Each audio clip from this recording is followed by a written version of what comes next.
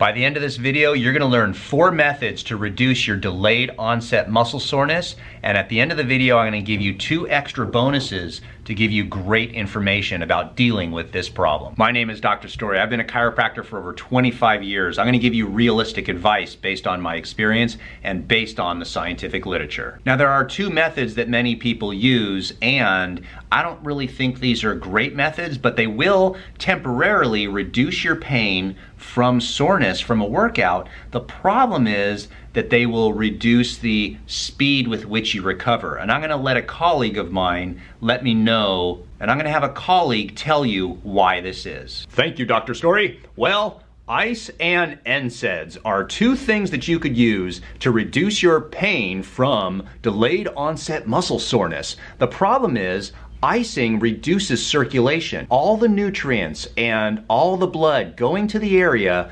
will not help in the long run. The second thing that you should know is NSAIDs, while reducing pain, the problem is they reduce protein synthesis. Protein synthesis is what you need to rebuild the tissue. Stop using NSAIDs. Thanks, bud. So you see, actually, there are 2 methods, ice and NSAID. Both of them will reduce your pain, but simply are not great solutions. So what do? I'm gonna give you 2 good things to use. One of the best things that you can do is actually get out and exercise again, but not exercise to the point where you're damaging the muscle again. We need to understand that when you exercise, you're actually creating damage to the tissue. So your body needs to rebuild that tissue.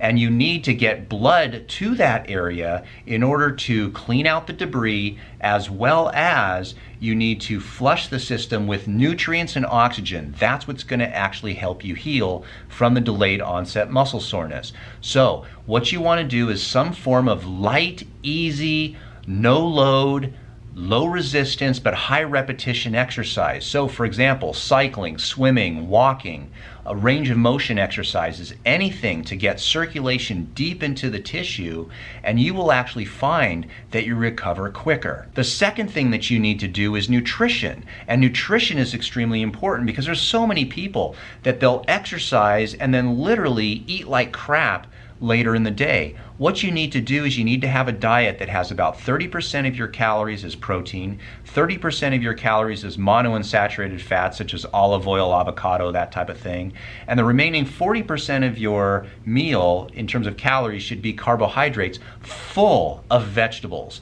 and super colorful vegetables, super green, super purple, super yellow, super red, that type of food. If you do that, then you have all the nutritional nutrients necessary to rebuild the tissue. And if you combine that with a little bit of exercise where it increases blood flow to the area that's going to carry the nutrients, you've got a winning combination of how to get rid of your delayed onset muscle soreness really fast.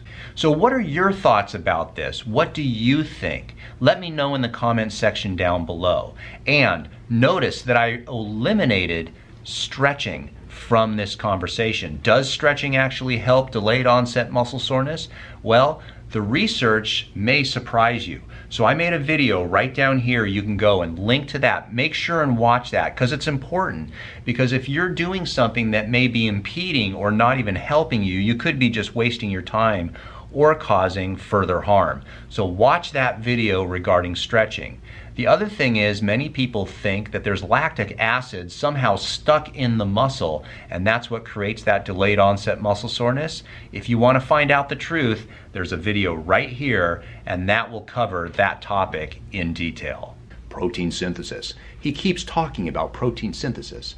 I went to the doctor and I told the doctor that I felt a little run down. And he asked me, well, why do you feel that way? And I said, because I have tire marks on my legs.